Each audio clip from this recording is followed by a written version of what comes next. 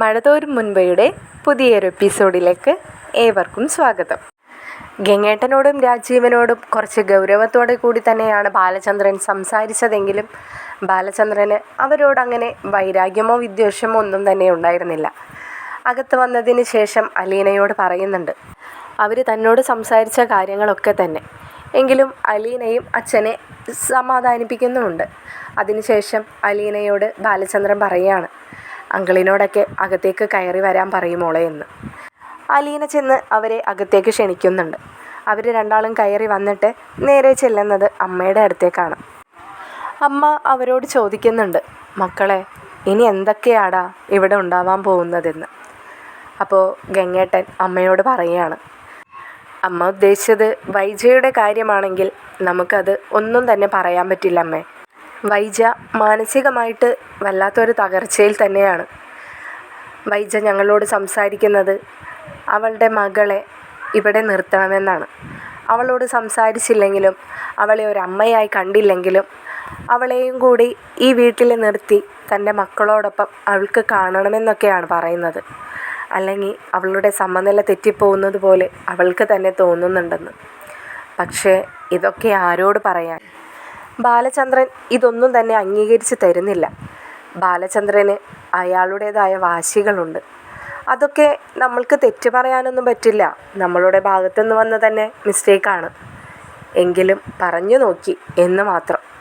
മുത്തശ്ശിയും പറയുന്നുണ്ട്, ബാലചന്ദ്രൻ എങ്ങനെയുള്ള മനുഷ്യനായിരുന്നു, എന്നോടൊക്കെ എന്ത് കാര്യമായിരുന്നു. ഇപ്പോഴും അയാൾ എന്നോട് വൈരാഗ്യമൊന്നും കാണിക്കുന്നു എന്നല്ല, ബാലചന്ദ്രൻ എല്ലാം അറിഞ്ഞു എന്ന് മനസ്സിലാക്കി കഴിഞ്ഞപ്പോൾ എനിക്കാണ് അയാളുടെ മുഖത്ത് നോക്കാനൊക്കെ വല്ലാത്തൊരു കുറ്റബോധം. നിങ്ങളൊക്കെ അരികിലില്ലാത്ത സമയത്തും ബാലചന്ദ്രനായിരുന്നു എനിക്കൊരു മകൻ്റെ സ്നേഹവും കരുതലുമൊക്കെ തന്നിരുന്നത്. എന്തായാലും ബാലചന്ദ്രനോട് ഞാനും കൂടി ഒന്ന് സംസാരിച്ചാലോ ഗംഗാധര എന്ന് മുത്തശ്ശി ചോദിക്കുമ്പോൾ ഗംഗാധരൻ പറയുന്നുണ്ട്, വേണ്ട അമ്മേ, അമ്മയോട് ഇപ്പോൾ ഉള്ളൊരു ബഹുമാനമൊന്നും ഇനി ആ സംസാരത്തിലൂടെ ഇല്ലാതാവണ്ട. അമ്മ എന്തായാലും അവരുടെ തണലിൽ ഇവിടെ തന്നെയല്ലേ നിൽക്കുന്നത്. അമ്മ ആരെയും വെറുപ്പിക്കാൻ നിൽക്കണ്ട. ഞങ്ങളെന്തായാലും ഇറങ്ങാൻ നോക്കട്ടെ അമ്മേ. ഇനിയിപ്പോൾ നിൽക്കുന്നില്ല. അവിടെ കടപ്പാട്ടൂർ വീട്ടിൽ ചെന്നിട്ട് വേണം ഞങ്ങൾക്ക് ഞങ്ങളുടെ ജോലി സ്ഥലത്തേക്ക് പോകാൻ. അമ്മയോട് യാത്ര പറയണം. വൈജയോട് ഒന്നുകൂടി കാര്യങ്ങളൊക്കെ ഒന്ന് പറഞ്ഞ് മനസ്സിലാക്കണം. അത് കഴിഞ്ഞ് പിള്ളേരോടും ബാലചന്ദ്രനോടുമൊക്കെ യാത്ര പറഞ്ഞ് ഞങ്ങൾ ഇറങ്ങുകയാണ് കേട്ടോ എന്ന് പറഞ്ഞ് മുത്തശ്ശിയോട് യാത്രയൊക്കെ പറഞ്ഞ് രാജീവനും ഗംഗാധരനും പുറത്തേക്ക് ഇറങ്ങുന്നുണ്ട്. അവർ നേരെ പോകുന്നത് വൈജയുടെ മുറിയിലേക്ക് തന്നെയാണ്. ചെല്ലുമ്പോൾ വൈജ എന്തോ ചിന്തിച്ചിരിക്കുന്നത് പോലെ ഗംഗാധരന് തോന്നുന്നുണ്ട്. വൈജയുടെ ആ ഇരിപ്പ് കണ്ട് ഗംഗാധരന് വല്ലാത്ത മനോവിഷമവും തോന്നുന്നുണ്ട്. ഗംഗാധരൻ ചെന്ന് വൈജയുടെ അടുത്തായിരിക്കുന്നുണ്ട്. വൈജയോട് പറയുന്നുണ്ട്, വൈജയെ നീയേ ജോലിക്ക് പോവാൻ തുടങ്ങ്. നിൻ്റെ മനസ്സ് അപ്പോൾ തന്നെ ശാന്താവും. നീ അലീന എന്ന് പറയുന്ന ആ ഭാഗത്തെക്കുറിച്ച് ചിന്തിക്കണ്ട. ഇനി വരുന്നത് പോലെ വരുന്നിടത്ത് വെച്ച് കാണാമെന്ന് വിചാരിക്കുക. നീ പഴയ പോലെ ബാലചന്ദ്രനും നിൻ്റെ 3 മക്കളും അങ്ങനെ മാത്രം ചിന്തിച്ചാൽ മതി. ബാലചന്ദ്രനോട് നീ ഒരേന്ന് പറയും തോറും അയാൾക്ക് വാശി കൂടത്തേ ഉള്ളൂ.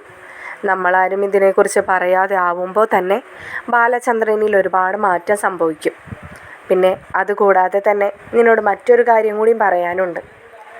നമ്മുടെ മനുവിന് അലീനയെ ഇഷ്ടമാണെന്ന്, അവന് വിവാഹം കഴിച്ചാൽ കൊള്ളാമെന്നുണ്ടെന്ന്. വൈജ അതിശയത്തോടു കൂടി ഗംഗാധരൻ്റെ മുഖത്തേക്ക് നോക്കുന്നുണ്ട്. വൈജ ഒന്നും പറയുന്നില്ല. അപ്പോൾ രാജീവൻ പറയുന്നുണ്ട്, അത് എന്തുകൊണ്ട് നല്ലൊരു കാര്യം തന്നെയല്ലേ. ഒരു കാലത്ത് നമ്മൾ അലീനയോട് ചെയ്തൊരു ദ്രോഹം, അവനിലൂടെ നമുക്ക് അവളോടൊരു പ്രായശ്ചിത്തം ചെയ്യാൻ കഴിയുമെങ്കിൽ അതിലുപരി എന്താണ് നമ്മൾക്കൊക്കെ മോക്ഷം കിട്ടാനുള്ളത് എന്ന് പറയുമ്പോൾ വൈജ ചോദിക്കുന്നുണ്ട്, ഗംഗേട്ട അവൾ എൻ്റെ മകളാണ്. എൻ്റെ മാത്രമല്ല ബാലചന്ദ്രൻ്റെയും കൂടി മകളായിട്ട് കാണാനാണ് എനിക്കിഷ്ടം. അങ്ങനെയുള്ള അവൾക്ക് മനുവിനേക്കാളും എന്തുകൊണ്ടും യോഗ്യതയുള്ളൊരു പയ്യനെ തന്നെ കിട്ടില്ലേ. പിന്നെ നിങ്ങളൊക്കെ ഒരു ഔദാര്യം പോലെ മനുവിൻ്റെ പേര് പറയുന്നത് എന്തിനാണ്? വൈജയുടെ ആ ചോദ്യം കേട്ട് ഗംഗാധരനും രാജീവനും അതിശയാണ് തോന്നിയത്.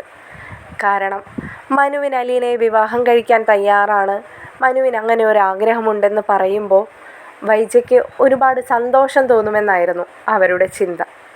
എന്നാൽ ഒരമ്മയുടെ മനസ്സിൽ ഒരുപാട് ചിന്തകൾ കടന്നുപോയിരുന്നു. മറ്റെന്തിനേക്കാളേറെ അവൾ ചെന്ന് കയറുന്ന ആ വീട്ടിലെ അമ്മയെക്കുറിച്ച് തന്നെയായിരിക്കും വൈജ ചിന്തിച്ചിട്ടുണ്ടാവുക. കമല എന്ന് പറയുന്ന വൈജയുടെ നാത്തൂൻ്റെ സ്വഭാവം വൈജയ്ക്ക് നന്നായിട്ട് അറിയാവുന്നതാണല്ലോ. അതുകൊണ്ട് തന്നെയായിരിക്കണം വൈജ ആദ്യം തന്നെ മുടക്ക് പറഞ്ഞത്. എന്നാൽ ഗംഗാധരന് മനസ്സിൽ അതൊന്നും പോകുന്നില്ല. ഗംഗാധരൻ വൈജയോടായി ചോദിക്കുന്നുണ്ട്, അതെന്താ വൈജയെ നീ അങ്ങനെ പറഞ്ഞത്? എന്തുകൊണ്ടും നിൻ്റെ മകൾ നിൻ്റെ വീട്ടിലെ തന്നെ മരുമകളായി കയറി ചെല്ലുന്നത് ഏറ്റവും വലിയൊരു സന്തോഷം തന്നെയല്ലേ? അതും നിൻ്റെ സഹോദരൻ്റെ അടുത്തേക്കല്ലേ അവൾ ചെല്ലുന്നത്. എന്തുകൊണ്ടും അലീനയെ വിവാഹം കഴിക്കാനുള്ള യോഗ്യത മനുവിനില്ലേ? മനുവിന് എല്ലാ സത്യങ്ങളും അറിയാം. വൈജയും അലീനയും ബാലചന്ദ്രനും തമ്മിലുള്ള ബന്ധം, അതൊക്കെ ഇനി മറ്റൊരു പ്രൊപ്പോസലാണ് അലീനയ്ക്ക് വരുന്നതെങ്കിൽ നീ അതൊക്കെ എങ്ങനെയാണ് പറഞ്ഞ് മനസ്സിലാക്കാൻ പോകുന്നത്?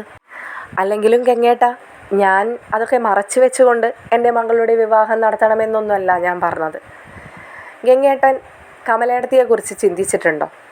കമലേടത്തിക്ക് ആരെയും പിടിക്കാത്തൊരു സ്വഭാവക്കാരിയാണ്. പ്രത്യേകിച്ച് അലീനയെ കണ്ണിന് നേരെ കണ്ടുകൂടാ. അങ്ങനെയുള്ളൊരു വീട്ടിലേക്ക് എങ്ങനെയാണ് മനുവിൻ്റെ ഭാര്യയായി കമലേടത്തിയുടെ മൂത്ത മരുമകളായിട്ട് എൻ്റെ മകൾ കയറി ചെല്ലുന്നത്? അവളെ പിച്ചി ചീന്തും അവിടെ ഇട്ടിട്ട്. കുറച്ചു മുമ്പ് ഗംഗേട്ടൻ പറഞ്ഞ ആ പ്രായശ്ചിത്തം കൂടെ കൂടെ നമ്മൾ അവളോട് ചെയ്യുന്ന ദ്രോഹമായിട്ടാണ് മാറാൻ പോകുന്നത്. ഇത് കേൾക്കുന്ന രാജീവൻ വൈജയോട് ചോദിക്കുന്നുണ്ട്, അല്ല വൈജേ, നീയപ്പോൾ മനുവിനെക്കുറിച്ച് അങ്ങനെയാണോ ചിന്തിക്കുന്നത്? മനു നട്ടലിലുള്ള ഒരു ആൺകുട്ടിയാണ്, അത് നീ മനസ്സിലാക്കിയിട്ടില്ലേ? അവൻ കല്യാണം കഴിച്ച് കൊണ്ടുപോകുന്ന പെൺകുട്ടിയെ അവൻ്റെ അമ്മയ്ക്ക് പിച്ചി ചീന്താനായിട്ട് ഇട്ട് കൊടുക്കുമെന്ന് നിനക്ക് തോന്നുന്നുണ്ടോ വൈജെ?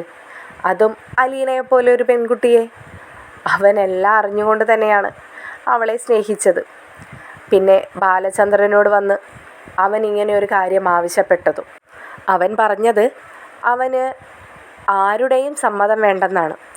ബാലചന്ദ്രൻ്റെയും അലീനയുടെയും സമ്മതമല്ലാതെ മറ്റാരുടെയും സമ്മതം വേണ്ടെന്ന് അവന് അലീനയെ വിവാഹം കഴിക്കാനായിട്ട്. ബാലചന്ദ്രൻ അപ്പോൾ തന്നെ സമ്മതം കൊടുത്തു. അലീനയുടെ സമ്മതം ഇതുവരെയും കിട്ടിയിട്ടില്ല.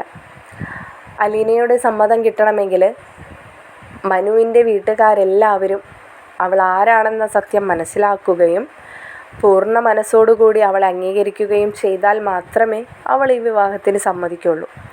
അവളങ്ങനെ പറഞ്ഞിട്ടൊന്നുമില്ല. മനുവിനോട് അവൾ പറഞ്ഞു അത്രേ അവൾക്ക് വേണ്ടി കാത്തിരിക്കേണ്ടെന്ന്. അവളുടെ ജീവിതം അവളെ ആവശ്യമുള്ളവർക്ക് വേണ്ടി, അതായത് അവളുടെ സഹായം കിട്ടാൻ അർഹതപ്പെട്ടവർക്ക് വേണ്ടി മാറ്റിവെച്ചിരിക്കുന്നതാണെന്ന് അങ്ങനെയൊക്കെ പറഞ്ഞിട്ടാണ് അവൾ നിൽക്കുന്നത്. പിന്നെ ഇതിനപ്പുറത്ത് മറ്റൊരു സത്യം കൂടിയുണ്ട്. കുറച്ച് മുമ്പ് നീ പറഞ്ഞു നീയും ബാലചന്ദ്രനും ആണ് അവളുടെ അച്ഛനും അമ്മയെന്ന് ആഗ്രഹിക്കാനാണ് നിനക്കിഷ്ടമെന്നും അങ്ങനെയാണ് നീ കരുതുന്നതെന്നും. ഇതിനിടയ്ക്ക് നിന്നോടുള്ള വാശിപ്പുറത്ത് ബാലചന്ദ്രൻ മറ്റൊരാളെ ഇറക്കിയിരുന്നല്ലോ, അതായത് അലീനയുടെ സ്വന്തം അച്ഛനെ. അങ്ങനെ നോക്കുമ്പോൾ അലീന ഒരു ക്രിസ്ത്യാനി പെൺകുട്ടിയാണ്. അങ്ങനെ ബാലചന്ദ്രൻ അവളെ ഇപ്പോൾ നിർത്തിയിരിക്കുന്നതും അവളുടെ അച്ഛൻ്റെ കൂടെ തന്നെയാണ്, അതായത് അവളുടെ സ്വന്തം അച്ഛൻ്റെ കൂടെ. അങ്ങനെ ഒരു അച്ഛന് അവളെ ആർക്ക് വിവാഹം കഴിച്ചു കൊടുക്കണമെന്ന തീരുമാനം എടുക്കാനും കഴിയും. മനുവുമായിട്ടുള്ള വിവാഹത്തിന് അയാൾക്ക് സമ്മതമല്ലെന്ന് അലീനയോട് പറഞ്ഞാൽ അലീന അവിടെയും കുടുങ്ങിപ്പോവും. അവൾ ആരെയും വേദനിപ്പിക്കില്ല. അപ്പോൾ കുറച്ചു മുമ്പ് നീ പറഞ്ഞ പോലെ നീയും പെട്ടുപോകും. കാരണം നീ ആഗ്രഹിക്കുന്ന ഒരാളെ നിൻ്റെ മകൾക്ക് വേണ്ടി കണ്ടെത്താൻ നിന്നെക്കൊണ്ടും സാധിക്കില്ല. അങ്ങനെ ഒരുപാട് പ്രശ്നങ്ങളിടയിൽ തന്നെയാണ് എല്ലാവരും നിൽക്കുന്നത്. ഇതിനിടയ്ക്ക് നീയായിട്ട് പ്രശ്നങ്ങൾ ഉണ്ടാക്കരുതെന്നാണ് ഞങ്ങൾ പറയുന്നത്. ഇതെല്ലാം കലങ്ങി തെളിയും. ബാലചന്ദ്രൻ പറയുന്നത് പോലെ തന്നെയാണ് അലീനയും അലീനയുടെ അച്ഛനും തീരുമാനങ്ങളൊക്കെ എടുക്കുന്നത്. ബാലചന്ദ്രനോട് അവർക്കൊക്കെ അത്രയ്ക്കും റെസ്പെക്റ്റ് ഉണ്ട്. അത് നീയും കൂടി കാണിക്കണം വൈജെ. നീ നിൻ്റേതായ സാമർത്ഥ്യങ്ങളും അധികാരങ്ങളും നീ ഇനി മേലാൽ ബാലചന്ദ്രൻ്റെ മേലെ എടുക്കാതിരിക്കുക. നീ ഒരു നല്ല ഭാര്യയും അമ്മയുമായി കാണണമെന്ന ബാലചന്ദ്രൻ്റെ ആഗ്രഹം അത് നീ നടത്തി കൊടുക്കുക. നീ പറഞ്ഞ നിൻ്റെ മനോനില നിൻ്റെ കയ്യിലുണ്ടായിരിക്കണം വൈജയ്. അല്ലാതെ ഇതിന് മറ്റൊരു പോംവഴിയുമില്ല. ഇന്നോ നാളെയോ അലീനയെ അയാൾ വീണ്ടും അലീനയുടെ പപ്പയുടെ വീട്ടിൽ കൊണ്ടുപോയാക്കും. നീയുള്ളിടത്ത് അലീനയെ നിർത്താൻ അയാൾ ഒട്ടും തന്നെ തീരുമാനിച്ചിട്ടില്ല. അയാൾ പറയുന്നത് അയാൾ തോറ്റുപോകുമെന്നാണ്. അയാൾക്ക് അങ്ങനെ തോറ്റു കൊടുക്കാൻ മനസ്സില്ലെന്ന്. അങ്ങനെ പറയുന്ന ഒരാളോട് ഞങ്ങൾ എന്താണ് വൈജയ് പറയേണ്ടത്?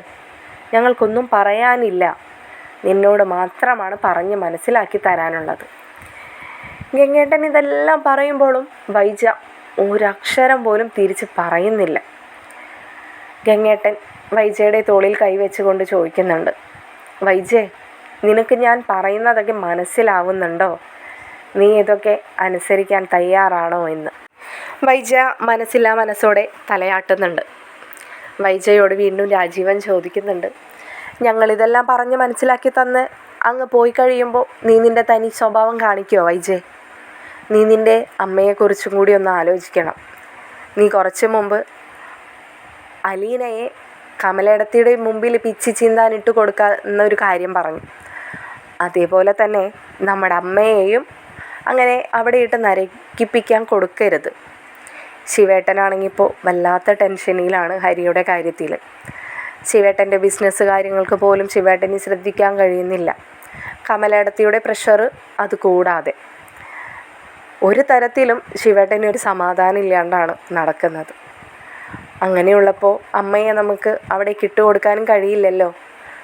അതുകൊണ്ട് നീ അമ്മയെക്കുറിച്ചും കൂടി ആലോചിക്കുക.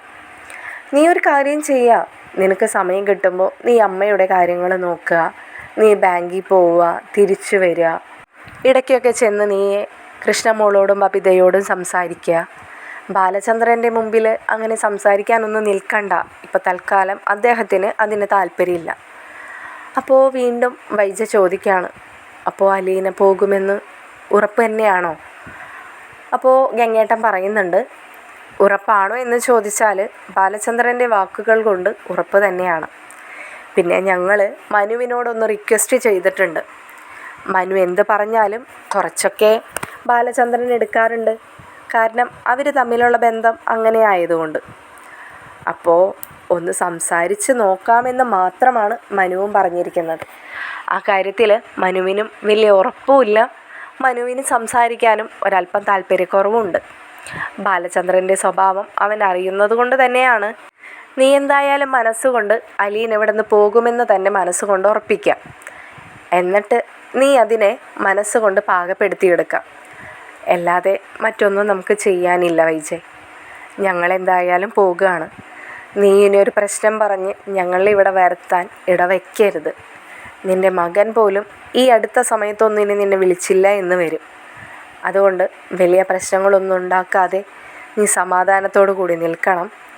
ഈ ഒരു 2-3 ദിവസങ്ങൾ കഴിഞ്ഞാൽ നെക്സ്റ്റ് സൺഡേ കഴിഞ്ഞ് മൺഡേ സ്റ്റാർട്ട് ചെയ്യുമ്പോൾ നീ ബാങ്കിൽ പോയി തുടങ്ങണം. അപ്പോൾ തന്നെ നിൻ്റെ മൈൻഡ് ക്ലിയർ ആകും എന്നെല്ലാം ശിവേട്ടൻ പറഞ്ഞ് മനസ്സിലാക്കി കൊടുത്തിട്ട് രണ്ടുപേരും തൻ്റെ സഹോദരിയോട് യാത്ര പറഞ്ഞിറങ്ങുകയാണ്. അവർ നേരെ ചെല്ലുന്നത് ബാലചന്ദ്രൻ്റെ മുറിയിലേക്ക് തന്നെയാണ്. ബാലചന്ദ്രൻ്റെ മുറിയിലേക്ക് നടക്കുമ്പോൾ ബാലചന്ദ്രൻ അവിടെ ലിവിങ് റൂമിലെ സോഫയിൽ ഇരിക്കുന്നത് കാണുന്നുണ്ടായിരുന്നു. ബാലചന്ദ്രൻ്റെ അരികിലേക്കായി അവർ രണ്ടാളും വന്ന് നിൽക്കുമ്പോൾ ബാലചന്ദ്രൻ മുൻപ് കാണിച്ച ആ ഗൗരവം ഒന്നും തന്നെ ഉണ്ടായിരുന്നില്ല. അവർക്കരികിലേക്ക് എഴുന്നേറ്റ് നിന്നുകൊണ്ട് ബാലചന്ദ്രൻ പറയുന്നുണ്ട്, ആ രണ്ടാളും ഇരിക്കി, പോവാനായോ എന്ന് ചോദിക്കുകയാണ്. ബാലചന്ദ്രൻ്റെ ആ വാക്കുകൾ കേൾക്കുമ്പോൾ ഗംഗേട്ടന് വല്ലാത്ത മനസമാധാനം തോന്നുന്നുണ്ട്. ഗംഗേട്ടൻ വിചാരിച്ചത് ബാലചന്ദ്രൻ ഇപ്പോഴും ആ ഗൗരവം മനസ്സിൽ കൊണ്ടു നടക്കുകയാണെന്നാണ്. ഗംഗേട്ടൻ ഇത് കേട്ടപ്പോൾ ബാലചന്ദ്രനോട് പറയുകയാണ്, ബാലചന്ദ്ര, ഞങ്ങൾ വേറൊന്നും ഉദ്ദേശിച്ചിട്ടല്ല അങ്ങനെയൊക്കെ സംസാരിച്ചത്. ഞങ്ങളോട് ദേഷ്യവും വിഷമമൊന്നും തോന്നരുത് എന്ന് പറയുമ്പോൾ ബാലചന്ദ്രൻ പറയുന്നുണ്ട്, ഗംഗേട്ടന് എൻ്റെ സംസാരത്തിൽ നിന്ന് നിങ്ങളോട് അങ്ങനെ ദേഷ്യമോ വിഷമമോ ഉള്ളതായിട്ട് തോന്നിയോ? ഇല്ല ബാലചന്ദ്ര, നീ വളരെ മാന്യമായി തന്നെയാണ് ഞങ്ങളോട് സംസാരിച്ചിട്ടുള്ളത്. അത്രേ ഉള്ളൂ ഗംഗേട്ടാ. നിങ്ങൾ വേറെ ടെൻഷനൊന്നും അടിക്കണ്ട. നിങ്ങൾ നിങ്ങളുടെ കാര്യങ്ങൾക്കൊക്കെ പോകാൻ നോക്ക്. ഇവിടുത്തെ കാര്യങ്ങളൊക്കെ അതേപോലെയൊക്കെ തന്നെ നടന്നോളും. പിന്നെ നിങ്ങളുടെ സഹോദരിയായിട്ട് എന്തെങ്കിലും ഒരു പ്രശ്നം ഉണ്ടാക്കി കഴിഞ്ഞാൽ എന്നെ വിളിക്കരുത്, ഞാൻ ഇടപെടില്ല. അതിന് നിങ്ങൾ തന്നെ വരേണ്ടി വരും. അതുകൊണ്ട് സഹോദരിയോട് പറഞ്ഞ് മനസ്സിലാക്കുക, നിങ്ങൾ ഒരുപാട് ദൂരെയാണെന്നും അവിടെ നിന്നും സഹോദരിയുടെ കാര്യങ്ങൾക്കിങ്ങനെ ഓടി ഓടി വരുന്നത് വളരെ ബുദ്ധിമുട്ടുള്ള കാര്യമാണെന്നൊക്കെ സഹോദരിക്ക് മനസ്സിലാവുമായിരിക്കും.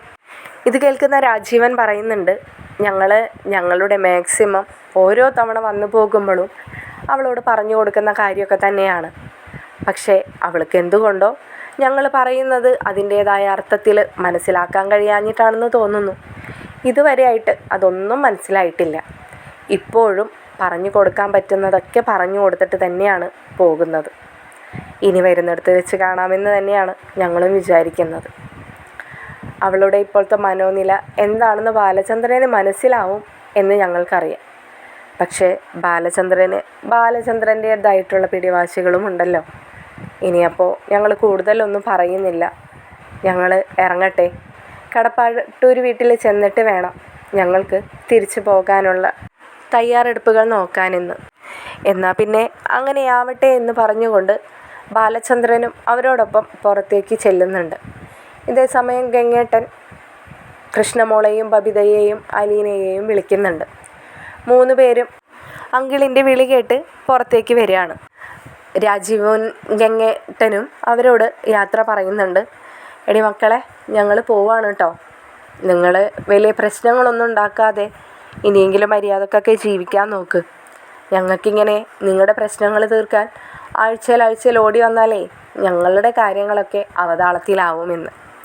അപ്പോൾ ഇത് കേൾക്കുന്ന കൃഷ്ണമോൾ പറയുന്നുണ്ട്, അത് കൊള്ളാലോ അങ്കിളെ, ഞങ്ങളുടെ കാര്യത്തിനാണോ ഇപ്പം അങ്കിൾ ഓടി ഓടി വരുന്നത്?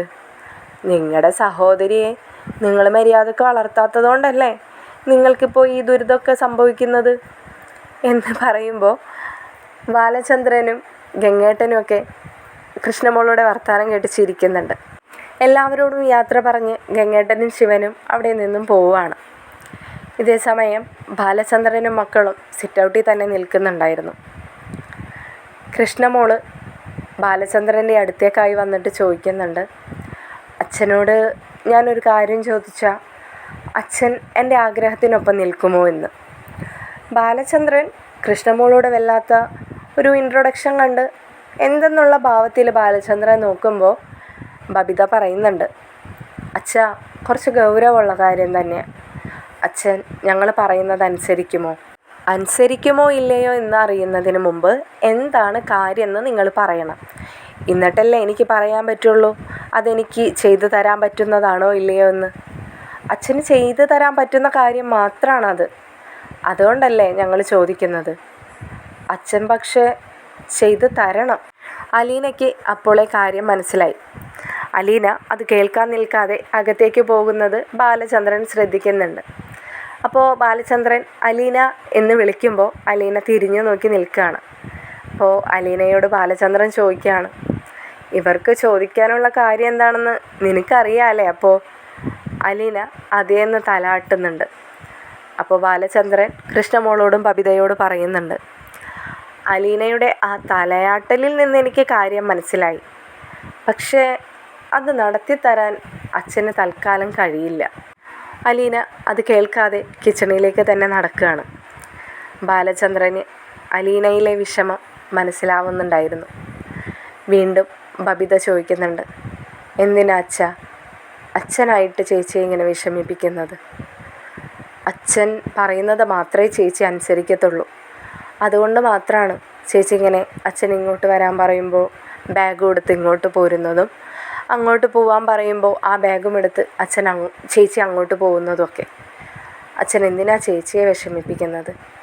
ചേച്ചിയേക്കാളേറെ ഞങ്ങൾക്കും വിഷമമുണ്ട്. ഞങ്ങൾക്കിപ്പോൾ ഇവിടെ ഞങ്ങളുടെ കാര്യങ്ങൾ നോക്കാനോ ഞങ്ങളുടെ കാര്യങ്ങളൊക്കെ ഞങ്ങളോട് പറഞ്ഞു തരാൻ പോലും ഞങ്ങൾക്കിപ്പോൾ ഇവിടെ ആരുമില്ല. ചേച്ചി മാത്രമല്ലേ ഉള്ളൂ. അച്ഛന് ഞങ്ങളെ 3 പേരെ മാത്രം ഒന്ന് കുറിച്ച് ചിന്തിച്ചൂടെ? അച്ഛൻ്റെ ഭാര്യയെക്കുറിച്ച് അച്ഛൻ ചിന്തിക്കണ്ട, അതൊരിക്കലും ഞങ്ങൾ പറയത്തുമില്ല. പക്ഷേ ചേച്ചിയെക്കുറിച്ച് ചിന്തിക്കണം, ഞങ്ങളെക്കുറിച്ച് ചിന്തിക്കണം. ഞങ്ങൾക്ക് ചേച്ചിക്കൊപ്പം ഇവിടെ നിൽക്കണം എന്നാണ് ആഗ്രഹം.